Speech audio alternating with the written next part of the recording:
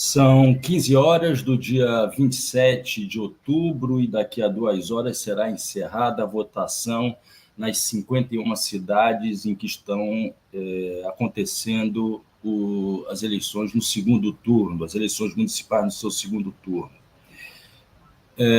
Havia uma pauta inicial, mas essa pauta inicial do programa de hoje vai sofrer algumas alterações em função de duas coisas, né? A primeira, a ausência do deputado estadual Eduardo Suplicy, que não poderá participar desse programa de hoje, e, em segundo lugar, a insinuação corroborada pelo governador do estado de São Paulo, Tarcísio de Freitas, acerca da emissão de comunicados do PCC, que teria partido de dentro dos presídios, orientando determinadas pessoas em determinadas áreas a votar em determinados candidatos, sem citar diretamente os nomes, até o momento em que, perguntado por uma repórter, afirmou,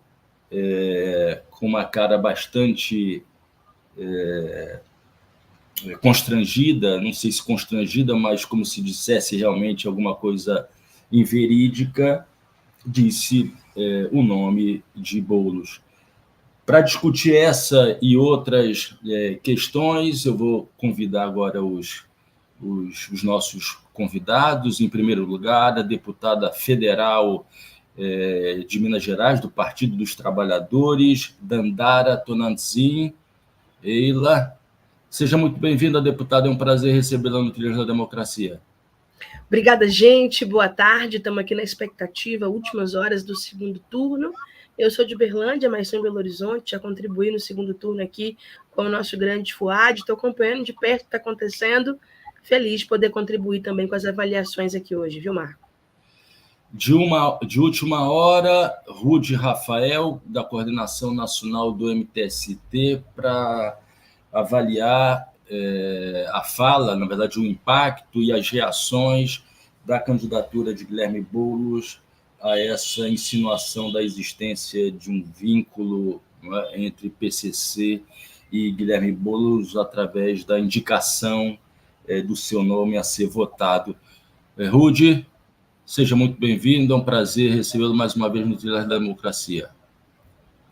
Boa tarde, Marco. Boa tarde a todo mundo que está aí assistindo. Estamos aqui para comentar algo que é lamentável, né? Num dia tão importante para a democracia no Brasil, a gente amanhece com uma ilação, uma acusação extremamente absurda, né? Que é mais um dos escândalos eleitorais promovidos aí pelo... O Marçal falava de um consórcio comunista do Brasil, desse consórcio da extrema-direita brasileira que só tem produzido mentira, produzido ataques, falta de propostas e levar o Brasil para o retrocesso. Né? Então, vamos falar um pouco mais sobre isso, sobre os impactos disso nas eleições e a finalização de um desespero aí desse campo em relação ao Vale Tudo no dia de hoje. E, para completar essa mesa virtual, o companheiro Normando Rodrigues. Seja muito bem-vindo, Normando. Boa tarde, obrigado, Marcos. Sempre uma alegria. Vamos tocar esse trilha contra tudo e contra todos, né? Contra toda a desigualdade, contra o uso da máquina nas eleições que a direita faz e contra a verdadeira arruaça que os fascistas provocam. Eu proponho que a gente faça uma primeira rodada, tendo como foco isso, né, que Normando acaba de dizer, que é o uso da máquina pública para fins eleitorais no dia da votação. Né? Então, começa a Rude fazendo a avaliação e dizendo das reações da candidatura, quais as possíveis reações da candidatura, na sequência a deputada Dandara e, por fim, Normando. Rude, como caiu na campanha essas imagens do governador de São Paulo ao lado do prefeito e candidato à reeleição? Por favor, Rude.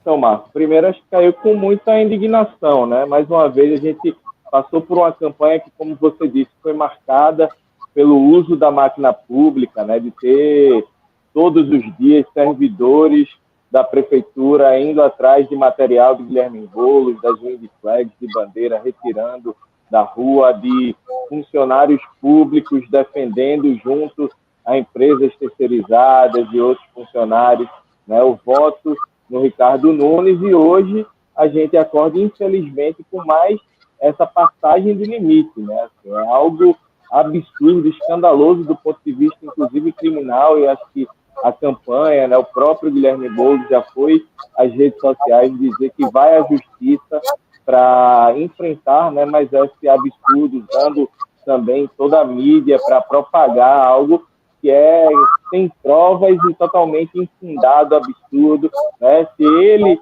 defende um candidato que tem, obviamente, bem claras relações com o PCC, né, com a chefe de gabinete de Secretaria de Obras sendo ex-cunhado do Marcola, né, o PCC que entrou na gestão do transporte público em São Paulo e foi chancelada pela gestão de Ricardo Nunes, a formação de milícias na Guarda Municipal de São Paulo, né?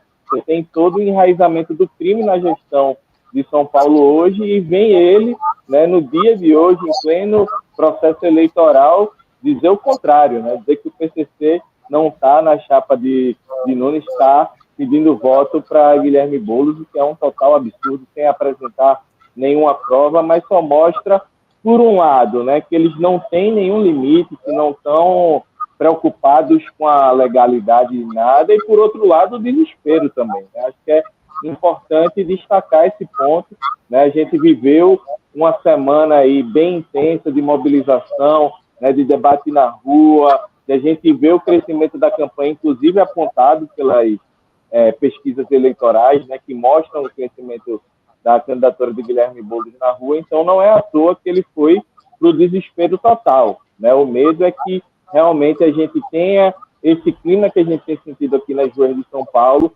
convertido em voto na urna, e a gente tem uma virada histórica, assim como foi com Luiz Erundina em 89, assim como foi também na candidatura de Fernando Haddad em 2012, a gente tenha uma nova virada histórica, e isso que a gente tem sentido nas ruas, nos territórios, em todos os lugares que a gente foi, e a iniciativa aí final do governo Tarcísio junto com o Ricardo Nunes, tentando aí colar em Guilherme Boulos a pecha de ter aliança com o PCC, quando, na verdade, essa campanha provou justamente o contrário, né? O enraizamento do PCC na gestão pública de São Paulo, infelizmente, uma gestão fraca e que está, de alguma forma, conluiada aí, né, com todos esses setores criminosos da nossa sociedade.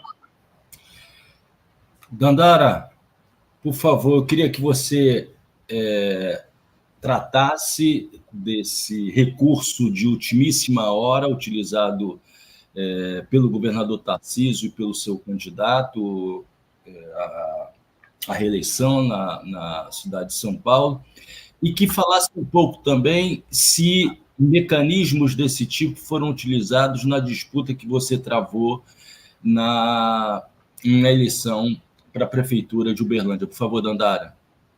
Obrigada, Marco. Queria primeiro, né, solidarizar com a campanha do Boulos. A gente sabe que o fascismo, a extrema-direita, essa onda conservadora tem se utilizado de mecanismos para tentar passar medo nas pessoas, criar pânico, pavor, o que vai também desqualificando a atuação política. A eleição, ela não é mais só entre propostas, soluções para os problemas, né? Eles tentam levar o jogo político para um outro campo. O que aconteceu hoje é um crime eleitoral no dia da eleição. No dia da eleição, disseminar uma mentira dessa para desqualificar o outro candidato é um crime eleitoral. E eu acho, inclusive, viu, Rudá, que medidas cabíveis têm que ser realmente tomadas aí, juridicamente falando, nós temos que realmente atuar nisso.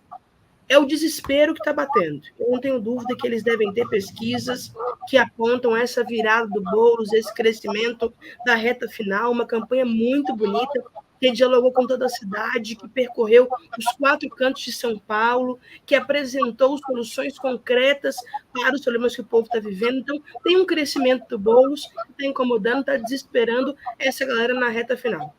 Eu estou postando agora, inclusive, no meu Twitter, uma foto que tem o candidato a prefeito, Ricardo Nunes, o Tarcísio, esse que foi na televisão, dar essa coletiva dizendo isso, e o cunhado do Marcola, ex-chefão do PCC. Olha, meu povo, contra fatos não há argumentos. Existe um registro fotográfico e esse cunhado do Marcola, ex-chefão do PCC, trabalha na prefeitura. Então, por que eles estão levantando uma coisa sobre o PCC nessa altura do campeonato? Pelo contrário. Eu acho que o crime organizado de São Paulo, das máfias, esquemas, de rolos todos, desse povo que não passa nem por licitação e está lá prestando serviço à prefeitura, o crime do colarinho branco, que é até muito maior e mais organizado do que o tráfico de drogas, está apoiando o Ricardo Nunes. Esse povo que quer fazer esquema, rolo, ganhar dinheiro. É um povo que quer fazer da prefeitura balcão de negócios. Toma lá da cá. Eles estão apoiando o Nunes. Mas nós não podemos cair nessa desinformação. E olha, Marco, em Uberlândia não foi diferente, não. Era uma máquina de produção de fake news. 4, 5, 8 fake news por dia. E é uma situação muito difícil, né? O Ruth está enfrentando isso na campanha, ele sabe. Tem hora que você fica em dúvida, você responde a fake news ou você segue seu trabalho? Porque se você também não responde, parece que a narrativa cresce e vai se consolidando como verdade. Mas se você também responde, daqui a pouco você fica só por conta de responder ataque e fake news. Algumas coisas eu tive que parar a campanha para gravar vídeo para responder, que eram absurdas. Inventaram que eu tinha atropelado uma pessoa, uma mentiraiada sem tamanho, e saído sem prestar socorro. Um áudio de WhatsApp. Esse negócio de um áudio de WhatsApp real, que nós temos que ainda nos debruçar sobre isso.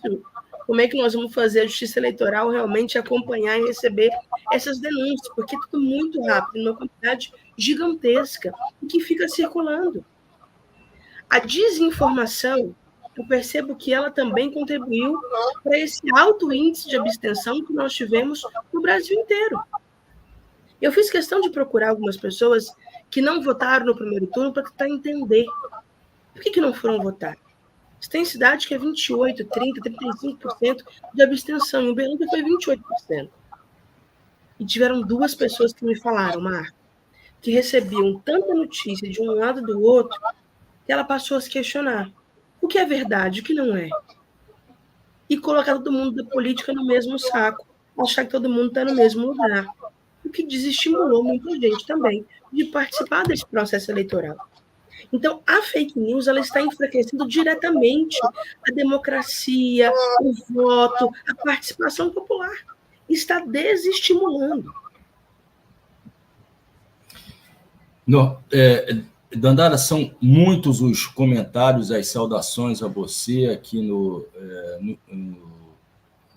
chat do programa. Daqui a pouco eu vou colocar para aparecer aqui na tela, mas só para completar essa primeira rodada, Normando, por favor, já 2 horas antes do início do programa, já se comentava, né, o absurdo que é, do ponto de vista da justiça eleitoral, o que foi feito hoje, né? Guilherme Fernandes, às 13 horas e 10 minutos, disse: essa matéria da Folha com declaração de Tarcísio ligando Boulos ao PCC é criminosa, cadê a justiça eleitoral? Normando, você é advogado, não é advogado eleitoral, mas é possível se fazer alguma coisa de maneira imediata? Quer dizer, isso é uma pergunta que já tem uma resposta. Estou, na verdade, só levantando a bola para você chutar a gol. E se articula o que Dandara acaba de dizer, né? Quer dizer, nas campanhas eleitorais, a quantidade de fake news em massa que são propagadas fazem com que a própria campanha das candidaturas do campo democrático popular tenha que trabalhar em 2 frentes, né? Uma frente da apresentação de proposta, que é o que deve pautar, uma candidatura democrático-popular, e a outra de rebater as mentiras em massa que são propagadas. Normando, eu queria te ouvir a respeito disso, né? A questão da justiça eleitoral e de como é difícil fazer uma campanha eleitoral a partir da invenção dessa propagação industrial em massa das fake news. Por favor, Normando.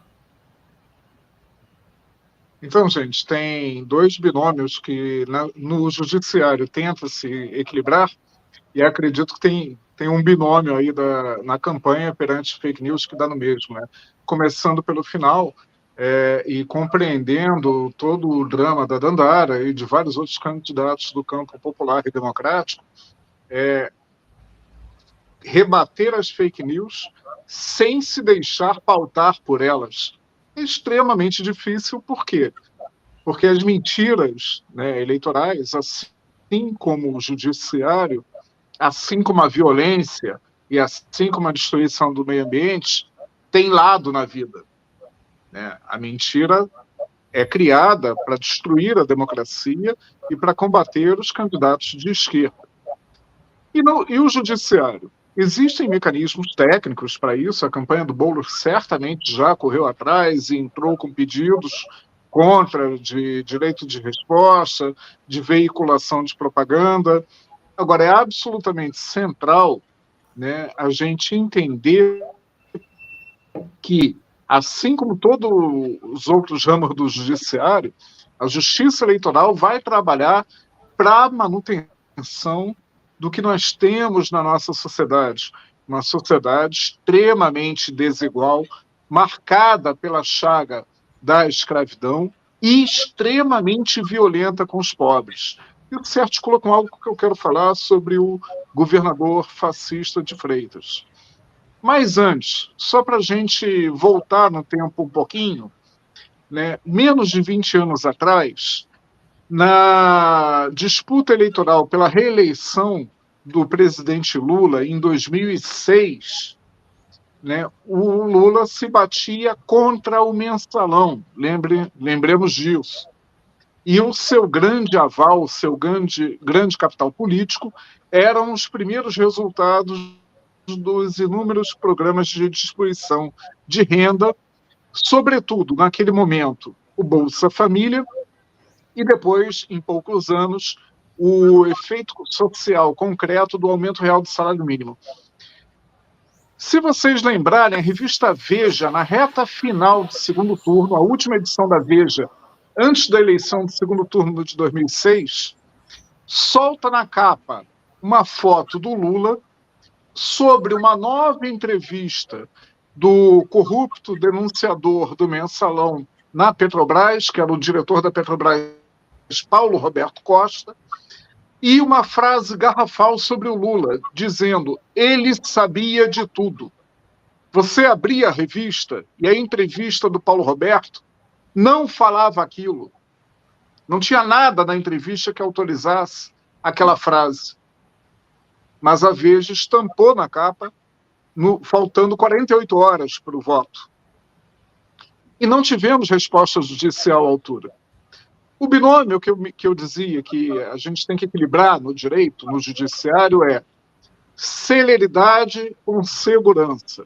Os juízes vivem dizendo que não podem tomar medidas muito rápidas, né, sob a pena de quebrar a segurança jurídica.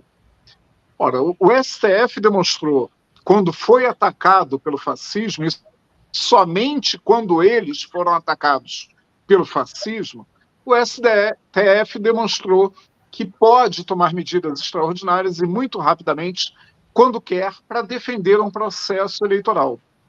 Mas não vimos isso nas eleições municipais desse ano, em nenhum momento em que candidatos da direita usaram de mentiras e violaram a justiça eleitoral, né, para defender os seus interesses. A justiça eleitoral, via de regra, em Belo Horizonte, né, em Niterói, né, a gente vê direto em São Paulo, o caso mais extremo, em Porto Alegre também, é omissa, porque não interessa a ele se meter. E aí tem vários recortes sociais e econômicos para a gente dizer por quê.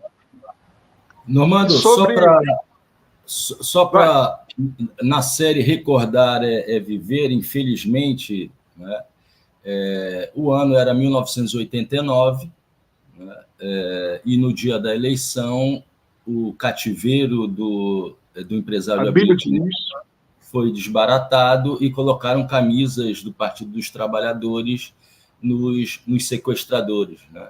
Então, isso não é nenhuma novidade nos processos eleitorais, essa tentativa de associação entre o PT e atos criminosos. Dandara, só para... Tem uma série, como eu disse, uma série de mensagens. Eu vou exibir apenas uma ilustrativa, né, que é da Maria Aparecida Teixeira. Dandara, não desistimos de você como nossa prefeita em Uberlândia, né? Só para deixar registrado. Obrigada, Maria. Estamos juntas. Rude, depois eu volto a você, Normando, por favor. Rude, como é que... Quais são as frentes de atuação e qual o significado, né, da afirmação de determinadas áreas votar em determinados candidatos? É a sinalização do crescimento da campanha de Boulos em determinadas áreas da cidade de São Paulo? Por favor, Rude. As determinadas áreas que estão sendo citadas são as periferias urbanas, né? É onde o povo está acordando e vendo que tem um projeto popular para São Paulo, né? E onde ele está, a candidatura do Ricardo Nunes, né, seu apadrinhado político, está perdendo cada vez mais força, né? E eu acho que é importante, Marco, destacar que a gente foi vítima ao longo do processo eleitoral todo dessas fake news, desses crimes eleitorais, né? O segundo turno é isso. No primeiro turno foi a menos de 48 horas do pleito, o Marçal surgindo com um laudo fraudado, né, que acusava Boulos de ter usado cocaína, né? Então, assim, uma situação totalmente absurda, num período, inclusive, que ele estava fazendo distribuição de alimentos durante a pandemia, né? Ele estava sendo acusado de, naquele período, ter acessado, né,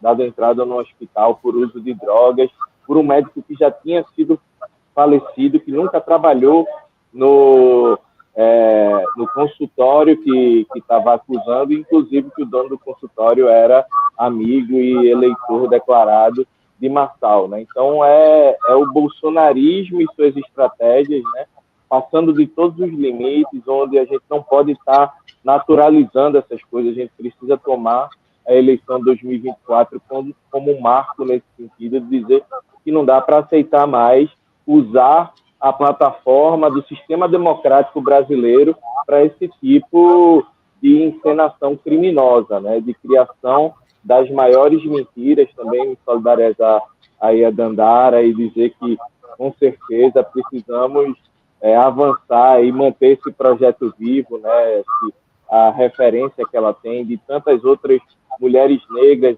Acho que o processo eleitoral também, em 2024, mostra a capacidade de renovação da esquerda, com ela, com Natália Bonavides, hoje também sendo um nome importante, o próprio Guilherme Boulos.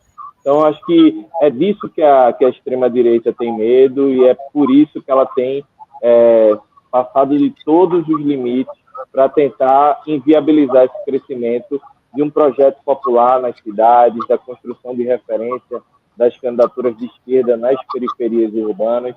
Então, acho que tem muito dessa sinalização, né? Não é à toa que o próprio vice do Nunes já apontava, né, a necessidade de um tratamento diferenciado, né, de quem mora nos jardins e quem mora na periferia, de que quem morava nos jardins ele trataria da melhor forma possível, mas quem está na periferia, né, é cacete, é a polícia violentando indiscriminadamente. E esse tratamento, né, quando ele fala de determinadas áreas, determinados candidatos, é justamente isso, né, a criminalização da esquerda, dos movimentos sociais e dos pobres, né? Então, é muito triste que isso marque o processo eleitoral, mas esperamos que no fim do dia hoje a sinalização das urnas seja de negação dessa estratégia mentirosa e criminosa, que a gente tenha a esperança, a verdade prevalecendo nas urnas na cidade brasileira. Dandara, eu vou exibir aqui uma pergunta que foi direcionada a você e que, infelizmente, a gente não vai poder fazer esse debate aqui, mas eu gostaria de partir dessa pergunta que foi encaminhada por Louco Moreira. Dandara, você acha que a Lava Jato destruiu a direita liberal democrática, a PSDB enfraqueceu a esquerda, especialmente o PT? Podemos equiparar, deve ser equiparar, né, com a Operação Mãos Limpas na Itália?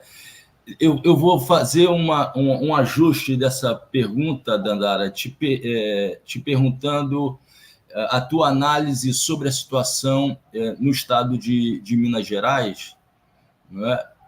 No primeiro turno, 2 grandes vitórias em Contagem e em Juiz de Fora. A grande disputa que você travou, me corrija, você ficou com cerca de 25% dos votos, isso é uma quantidade significativa de votos por uma cidade como Uberlândia, e nesse segundo turno é feita uma disputa em que a esquerda ficou de fora. Eu queria que você analisasse a situação em Minas Gerais e, partindo dessa observação de Rodrigo, né, de várias sinalizações de renovação como você representa, né, e também desse alijamento do campo democrático popular da disputa de grandes cidades como Belo Horizonte. Por favor, Dandara. Olha, nós somos de um campo político que está sendo atacado, criminalizado pela grande mídia, por setores da sociedade, há muitos anos. Né? Das crises do governo passado, a prisão ilegal do presidente Lula, o golpe contra a presidenta Dilma, essa criminalização do PT, da esquerda, todo dia batendo na televisão, isso não foi um processo simples, fácil, né? Olha o que nós conseguimos vencer no último período. Sair de Lula preso para Lula presidente. Conseguir eleger uma bancada que tinha muita qualidade política, né? Tanto na Câmara dos Deputados quanto nas assembleias estaduais. Eu percebo que nessa eleição o nosso desafio foi um pouco maior. Porque, na verdade, as pessoas não estão querendo só votar no cara do Lula, o cara indicado por tal deputado, na liderança X. As pessoas estão hoje querendo novos líderes, novas lideranças.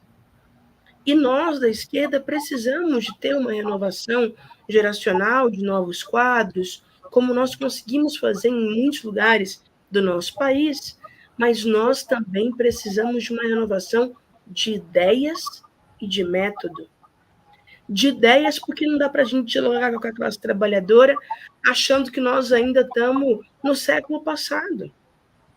As características sociais, culturais, que deram origem ao que a gente tem hoje, né, de partido político, de centrais sindicais, de coletivos, de movimento, na década de 70, de 80, alteraram profundamente. A grande maioria dos trabalhadores brasileiros não tem vínculo formal de trabalho, não tem CLT, alguns não querem CLT. A relação de trabalho não é só aquela do patrão empregado, em que a pessoa estava no chão da fábrica e ela viu o patrão dela lá em cima na salinha, no ar-condicionado, e ganhava 10 vezes mais que ele. Essa visualização é fundamental para fundar a CUT, fundar sindicatos. A gente mostrar para as pessoas, está vendo, você está aqui ganhando tanto, quem está lá em cima está ganhando 10 vezes mais, não faz tudo que você faz, os trabalhadores precisam de ter direitos. Então, se a classe trabalhadora está atualizando, até porque o sistema liberal percebe que é importante atualizar para convencer mais pessoas, né? Nós também precisamos atualizar nossas pautas. Garantir direitos trabalhistas no século XXI é garantir 13º, férias, seguro-desemprego, mas também condições dignas de trabalho. É fazer uma reforma tributária para rever os impostos. É garantir pontos de apoio, descanso, como eu vi que o Boulos propôs, né, muito legal a proposta dele, para os motoristas de aplicativo, para os motoboys em São Paulo. Olha, pensar um lugar para o motoboy carregar o celular é um direito trabalhista hoje, viu, gente? Que a gente tem que garantir e assegurar. As relações de trabalho mudaram. E eu queria falar de uma outra área, assim, que nós ainda precisamos nos debruçar, que são as dimensões de religiosidade e também de fé. A dificuldade que o nosso campo está tendo de dialogar com o povo evangélico. Eu fui candidata a prefeita. Eu fiz questão de ir na igreja pequenininha do bairro, lá perto do assentamento, dentro do assentamento, a igreja evangélica da ocupação, também a grande Assembleia de Deus, que fica na principal avenida da cidade, para entender quais eram as demandas, quais as necessidades. E hoje a grande maioria das comunidades evangélicas fazem um trabalho social. Cesta básica, distribuição de comida, de ajudar com material escolar. Isso também é parte da luta por justiça e dignidade que nós também lutamos. Então, que muro que é esse que foi colocado? Que dificuldade é essa que nós estamos tendo de dialogar? A Marília e a Margarida fizeram muito bem essa atualização de pautas aqui em Minas Gerais, sem perder a essência do que é ser uma pessoa de esquerda, progressista, que defende a justiça social, que defende a igualdade, a geração de oportunidades, uma agenda de direitos e de desenvolvimento, mas também atualizada e conectada com o século XXI. Quando é que nós, da esquerda, vamos debater a pauta ambiental? Quando é que nós vamos trazer com centralidade os debates de mudança climática para a nossa atuação política? Então, eu acho que nós precisamos de ter uma atualização de pessoas, de lideranças, de ideias e também de método. Porque cá para nós. Tem hora que a gente coloca uma pessoa jovem, mas quer fazer aquela campanha lá do século passado. Tem hora que a gente fala que está apostando na renovação política, mas você vai ver como é que está a condução do processo eleitoral, o carregado de vício, atropelo, um negócio goela abaixo, uma pressão gigantesca. Bem. Nós temos que atualizar também método na esquerda. Normando, eu vou colocar aqui um superchat do Nelson Roberto de Oliveira. Se fosse a esquerda cometer essa aberração, ele está falando da declaração do governador da fala do Tarcísio, eles tomariam providências imediatamente. Normando, eu queria que você desse continuidade àquela tua reflexão com base nos conhecimentos jurídicos e políticos que você tem, e se a afirmação feita pelo Nelson tem realmente sentido. Né? Quer dizer, em última instância, é o campo político a tomar uma determinada ação que acaba determinando a reação do célere ou não do Poder Judiciário. Por favor, Normando.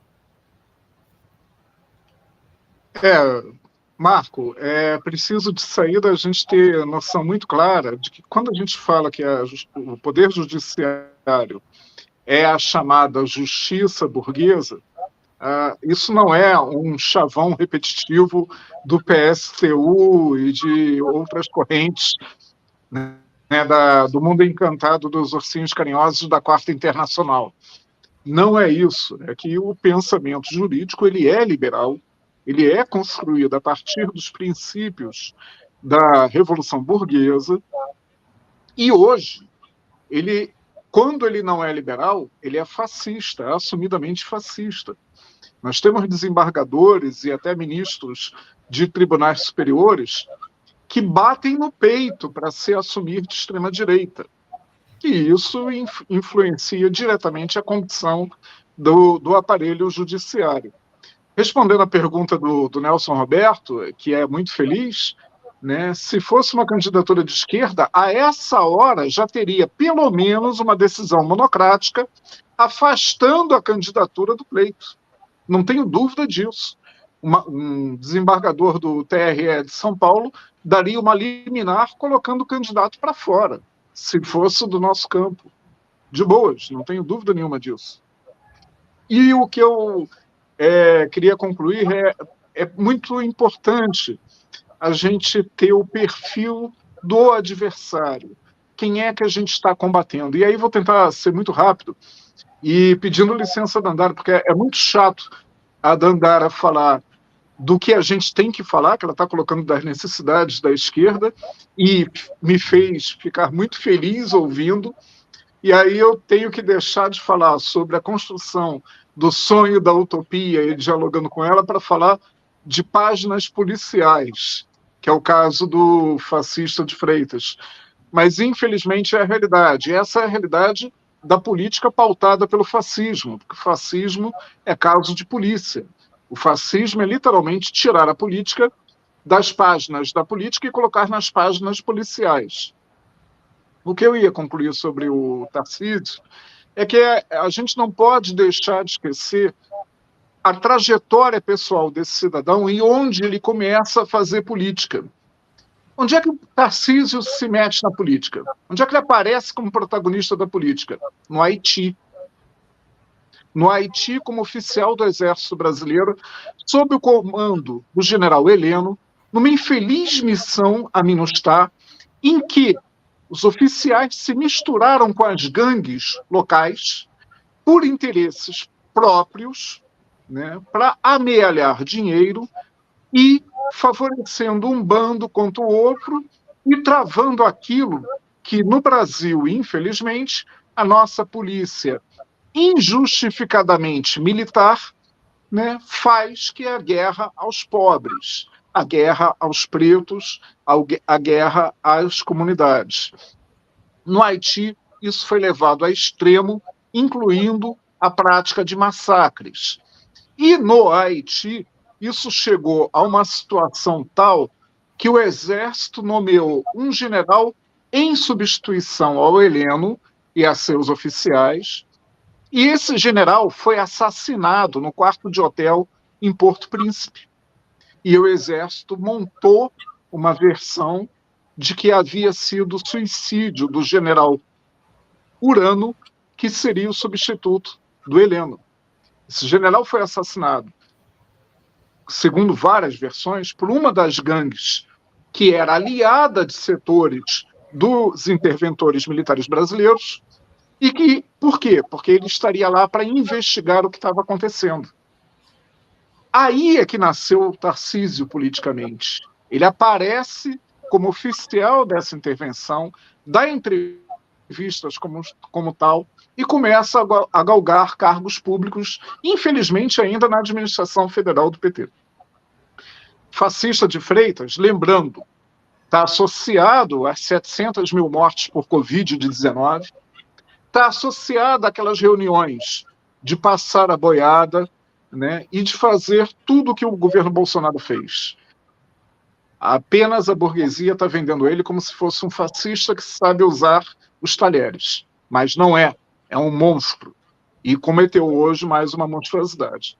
E para fechar, para não deixar de falar algo sobre a fala fantástica da Dandara, é de suma importância que a esquerda brasileira perceba que debate ambiental e a mudança climática tem lado na vida. Ela prejudica, são os pobres. Se não abordarmos a mudança climática do ponto de vista das classes, nós estaremos apenas fazendo maquiagem ambiental. Rudy, eu faço a pergunta a você e gostaria também que Dandara desse continuidade. Você viu a cara do fascismo social, conceito do Boaventura de Sousa Santos, desde o início da tua militância no MTST, do teu ativismo no MTST, no Recife.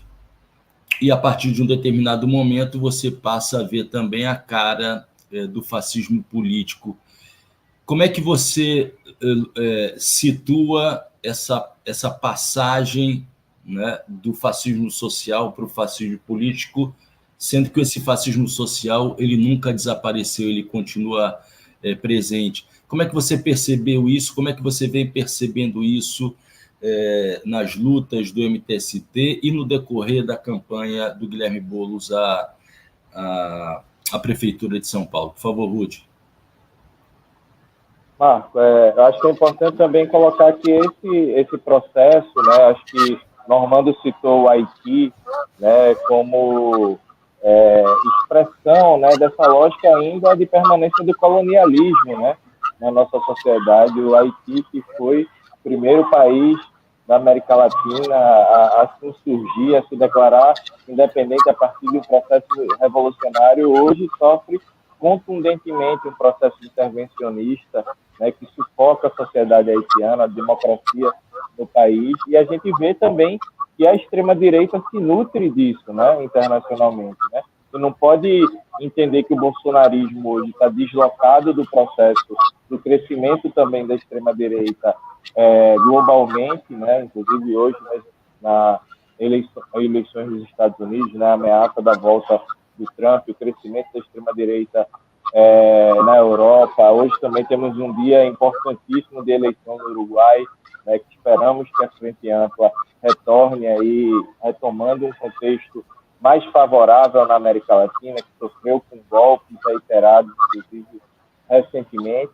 E hoje, inclusive, também tivemos um caso gravíssimo, né, que foi o atentado contra o ex-presidente Evo Morales. É importante destacar isso. Mas, enfim, acho que isso representa não só, né, um crescimento da miséria, a volta do Brasil ao mapa da fome, mas o processo de criminalização da política como um todo, né? Como esses atores da extrema-direita, no fim das contas, se colocam como sujeito antissistema, não porque eles são contra essa lógica de desigualdade absurda que a gente vive, não porque eles são contra a pobreza, a fome, mas porque eles querem se apropriar e radicalizar, né, corroer a democracia por dentro e ter o retorno, né, desses setores mais autoritários, né? Não é à toa que o Tarcísio e o general Heleno estiveram juntos na Haiti, estiveram juntos no governo Bolsonaro, né? É esse projeto de morte que se perpetua nos territórios, e como bem falou Dandara e Normando, nos territórios periféricos, explicitamente. Então, quando ele fala de lugares específicos, né, o Tarcísio, eu acho que é importante também destacar nesse processo todo a covardia do Ricardo Nunes, né, porque ele falou pela boca do governador. Em nenhum momento ele usou a palavra justamente para dizer que não se imputar nesse crime todo que está acontecendo, mas do qual ele é o principal favorecido, né? Então, a marca da covardia em relação ao Ricardo Nunes foi uma marca que passou todo o processo eleitoral, fugindo de debate, mentindo, né? Fazendo ali a tabelinha com Marçal no primeiro turno. Então, acho que a gente precisa, dentro desse contexto, resgatar, como o Dandara falou, a partir dos movimentos sociais, a nossa capacidade de repensar o sistema, né, e colocar a questão ambiental no centro, mas de como essa questão ambiental ela tem também um caráter popular, né? A gente tem um desafio que é mostrar o quanto as mudanças climáticas precisam ser enfrentadas a partir, inclusive, de alternativas que são construídas nas periferias urbanas, nos territórios indígenas, quilombolas, nos assentamentos, pela reforma agrária. Então, impulsionar esse projeto que foi criminalizado nesses últimos anos, né? Inclusive, continua sendo. Dandara deputada federal, e ver como essa pauta ainda está forte no Congresso Nacional, né? Apesar de termos vencido a eleição presidencial de 2022, o contexto do Legislativo Nacional hoje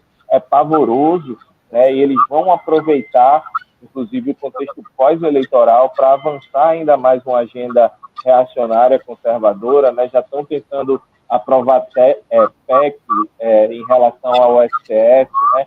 Que acaba com autonomia praticamente do judiciário brasileiro. Então, para além dos resultados que a gente vai ter hoje nas urnas, é importantíssimo manter o enfrentamento, a luta antifascista do ponto de vista, como você bem disse, Marcos, social, mas também do ponto de vista político, né? Então, que o avanço do centrão, que o avanço em alguns lugares da extrema-direita não seja um fator de desmobilização, muito pelo contrário, da urgência e necessidade do nosso trabalho de base, da mobilização popular para o enfrentamento desse cenário que né, acho que um dos grandes objetivos, inclusive hoje, da extrema-direita não é só ganhar as eleições, mas é tornar Bolsonaro elegível em 2026, né? Disso a gente não pode abrir mão, de manter essa decisão e também de punição desses que estão empreendendo uma campanha criminosa usando o sistema eleitoral brasileiro para impulsionar mentiras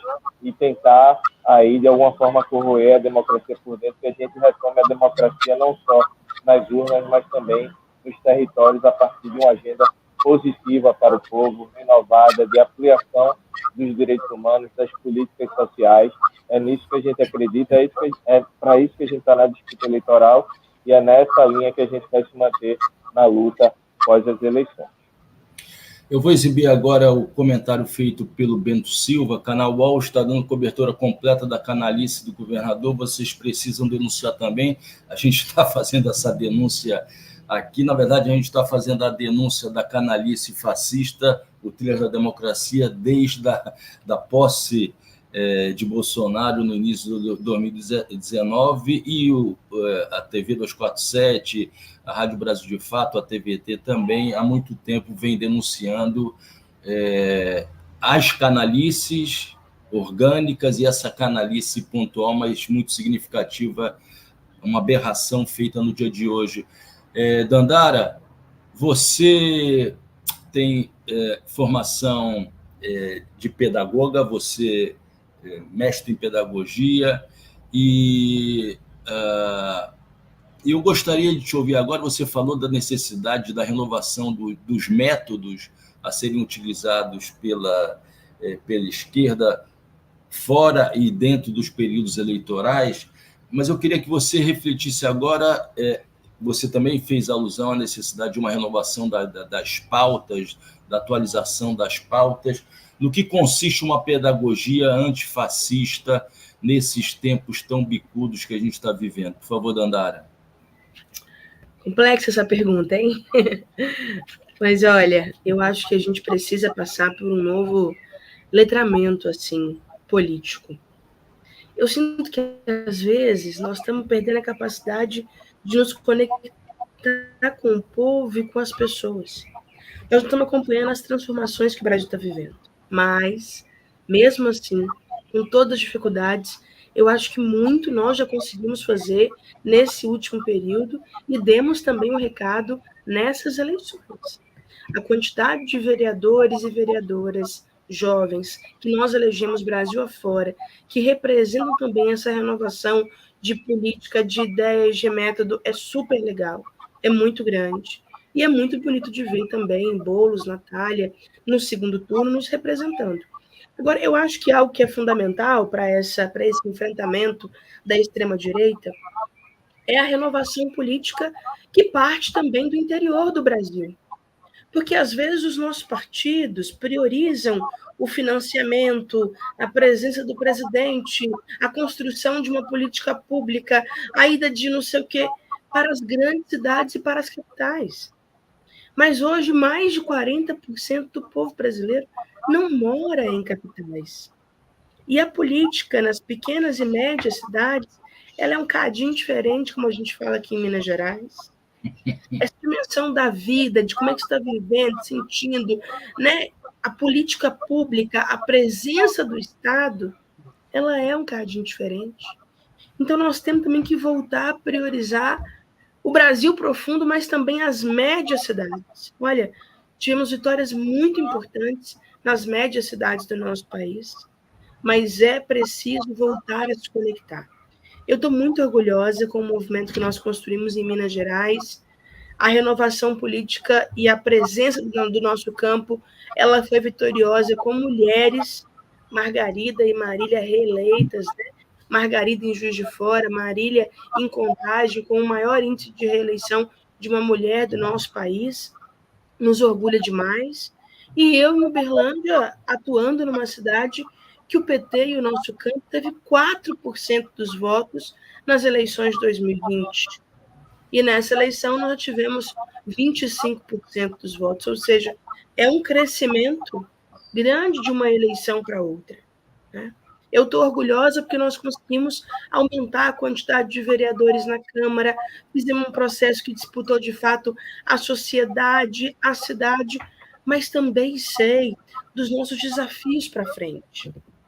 Essa pedagogia para enfrentar o fascismo, que exige de nós essa outra prática, novas ideias, também exige, como o Rudi disse, uma atuação e um trabalho de base diferente, que realmente esteja conectado e próximo das pessoas. Porque às vezes parece que a política é algo muito distante do cotidiano. Quanto mais a gente dialogar com o dia a dia, com a base concreta, material, do cotidiano, dos problemas reais da vida das pessoas, eu acho que mais nós vamos conseguir ser o campo que vai vocalizar os desejos, necessidades, anseios. Porque tem hora que não basta só ter uma candidatura própria do PT ou da esquerda, ou ter um nome qualificado para tal lugar. Em alguns lugares do nosso país, nós tivemos derrotas significativas, que não podem ser também ignoradas. Então, eu penso que esse próximo ano também tem que ser um ano de trabalho de base, de organização partidária e de seguir avançando em lutas sociais importantes. Dandara, eu vou te fazer agora aquela que seria a primeira pergunta do programa projetado para você, com a participação do deputado estadual Eduardo Suplicy, que infelizmente não pôde comparecer. A avaliação feita pela presidenta do PT, Gleisi Hoffmann, de que essa foi uma eleição da reconstrução, ela é uma análise correta ou, na verdade, ela acaba encobrindo uma derrota histórica à medida em que na presidência da República se encontra o presidente Lula?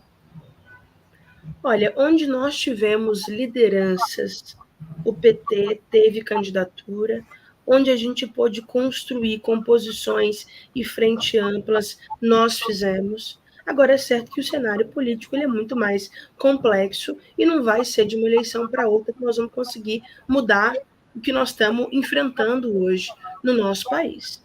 Essa eleição foi uma eleição, sim, de reconstrução para o PT e para o nosso campo. Reconstrução de pautas, reconstrução de lideranças e reconstrução de método, como eu tenho insistido nesses 3 grandes pilares. Liderança, não surge do nada. Não é um negócio você falar assim, não, eu vou agora lançar tal pessoa para prefeito, tal pessoa para vereador. Liderança se constrói.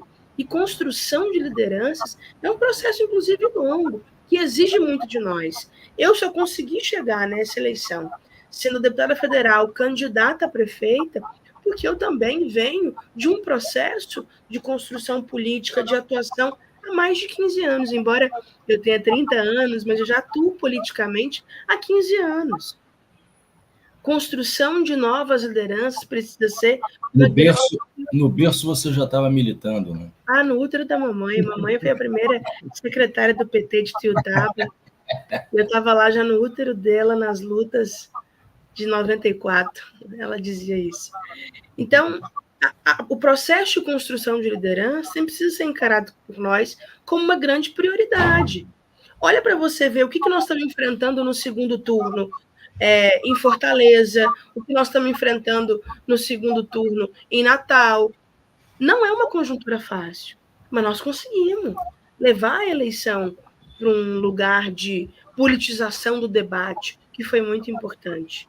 Mas perceba o tanto que a extrema-direita, os bolsonaristas, estão apostando na construção de novas lideranças. Aquele menino que está disputando lá em Fortaleza, gente, não existia na política até pouco tempo atrás. O que nós estamos enfrentando em Niterói, né, a mesma coisa. Lá em Manaus não é diferente. A partir daquele processo do Endireita Brasil, que era aqueles grupos de direita Minas, direita São Paulo, direita não sei o quê, eles foram pensando lideranças e fazendo um grande processo de media training, né? Tem hora, eu assisto muito debate Brasil afora e acompanhei vários na sexta-feira e pude ver que parecia que era o mesmo marqueteiro, o mesmo media training, a mesma forma de agir e de falar. Agora, um elemento nós também precisamos considerar. O bolsonarismo conseguiu fazer uma transferência significativa de voto do Bolsonaro para os seus candidatos. Mas o nosso campo não conseguiu fazer uma transferência automática do Lula para os nossos candidatos. Eu vi pesquisa, inclusive em São Paulo, Udi, mostrando que uma porcentagem de eleitores do presidente Lula estava pensando em votar no Nunes, né? Então, como é que nós vamos também construir um processo de identificação da classe trabalhadora, dos eleitores do presidente Lula, com um projeto político de país? Não só com uma pessoa, objetivamente, nós temos muito orgulho do Lula, inclusive hoje é aniversário do nosso presidente.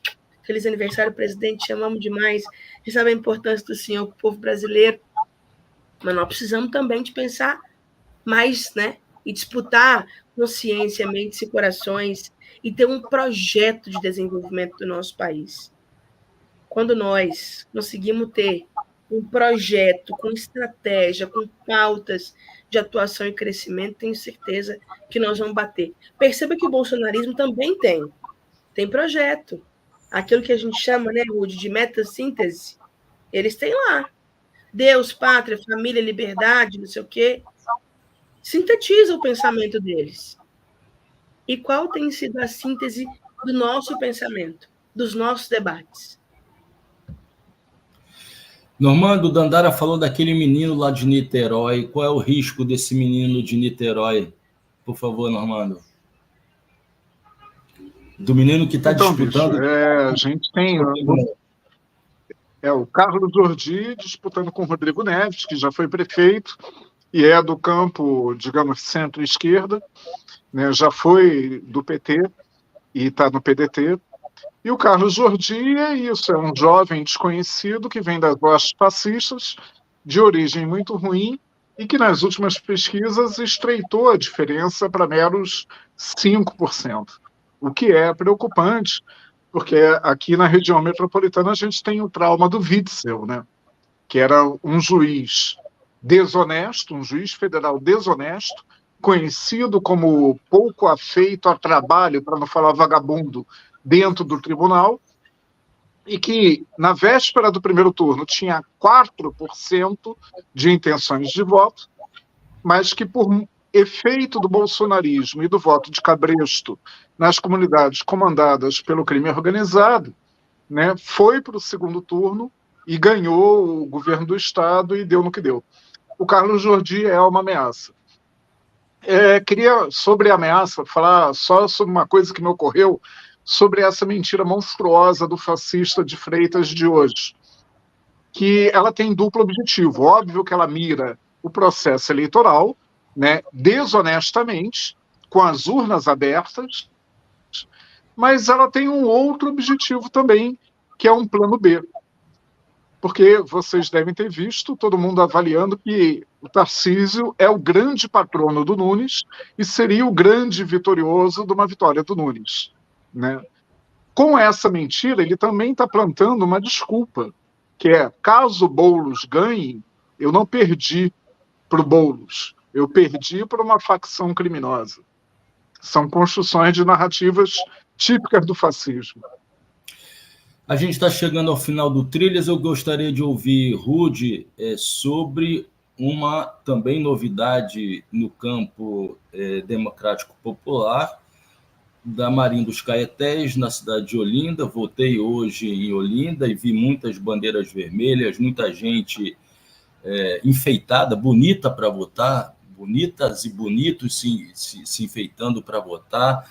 Rude, Vini faz parte dessa nova geração de políticos do campo democrático popular? Com certeza, Marcos. Acho que a candidatura de Vinícius Castelo em Olinda também entra nesse radar de fenômenos eleitorais de 2024. Acho que representou um esforço unitário, né, para a construção de uma candidatura viável, né, que muita gente não acreditava no começo, mas a partir do diálogo com vários partidos, mas também com os movimentos sociais, conseguiu aí reverter um cenário desfavorável. Ele fez também um excelente mandato. Acho que isso também precisa ser destacado, né? Acho que a importância da construção de mandatos, né? A gente está falando, por exemplo, a candidatura de Dandara veio também de uma atuação importantíssima dela no Parlamento, no Congresso Nacional. A candidatura de Guilherme Boulos também vem de um mandato importante no Congresso Nacional, que teve a vice-presidência da Comissão do Minha Casa Minha Vida, que aprovou a política de cozinhas solidárias, né? Então, acho que quando ela falou que o que sintetiza hoje a extrema-direita está em torno da ideia de Deus, Pátria e Família, acho que também a esquerda tem feito avançar um debate do teto, trabalho e pão, da defesa da paz, da justiça ambiental. Então, acho que a gente também precisa avançar nisso. E Vinícius é isso, né? Acho que mostra a renovação da esquerda, mostra o vigor que a gente tem para fazer a disputa nas ruas, nos territórios, né? E a esperança de construir Olinda, que é patrimônio histórico da humanidade, uma cidade que também foi berço de gestões importantes do campo progressista, né, com Luciana Santos, que retome aí essa tradição com mais vigor, com mais fôlego, e a gente está torcendo muito que também avance essa conquista em Olinda, porque eu acho que vai ter também um impacto importante no cenário nacional. João Campos já foi uma candidatura, né, que no primeiro turno já levou do ponto de vista combatendo, não dando espaço para a extrema-direita numa capital do Nordeste, que foi importante, e também ter essa conquista de Vinícius Castelo, que mostra essa renovação da esquerda e que fez já um mandato importantíssimo, fez uma campanha bonita em 2022 para deputado estadual e se viabiliza aí para ser o próximo prefeito de Olinda. Dandara, a gente está chegando ao fim. Meu filho Henrico já falou no meu ouvido que o programa já tinha finalizado. Eu gostaria de encerrar esse programa te passando a palavra para dar um recado de esperança nesse Brasil que começa no dia de amanhã. Por favor, Dandara. Olha, eu vou lembrar aqui o grande mineiro Ariano Suassuna, ele dizia que o otimista é um tolo, um pessimista é um chato, que ele prefere ser um realista esperançoso. Eu tô assim também, viu? Com o pé no chão e a cabeça nas nuvens. Eu tô entendendo e vendo o que está acontecendo à minha volta, mas estou com o coração pulsando na cadência da luta. Eu queria desejar, olha, muita sorte, muita sabedoria, muita proteção para os meus amigos e companheiros candidatos no dia de hoje. Um abraço, viu, Rude, para toda a campanha do Boulos.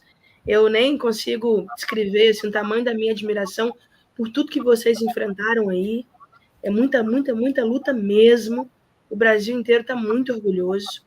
Parabéns, um super beijo para minha irmã de caminhada, Natália Bonavides, Rio Grande do Norte. Que exemplo, que campanha, que pegada, que mulher, que potência. Natália, nós estamos muito, muito, muito felizes com você. Também Porto Alegre, minha amiga deputada também, colega de bancada, Maria do Rosário, enfrentando o fascismo, a extrema-direita. Obrigada, Rosário, por tanta luta. Olinda, a gente já falou muito, né, do nosso orgulho, Vini Castelo. Nós somos amigos há um tempo, e eu lembro do jingle dele de vereador, que era um negócio assim, em Vini Castelo eu vou votar, um negócio animadíssimo. A gente tem muito orgulho dele também. Cuiabá, né, gente, o que o Lúdio está enfrentando é também uma batalha gigantesca. Nós estamos muito, muito orgulhosos mesmo, ameaçado de morte, fazendo campanha.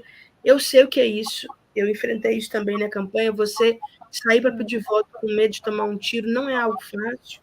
Natália também sofreu ameaças.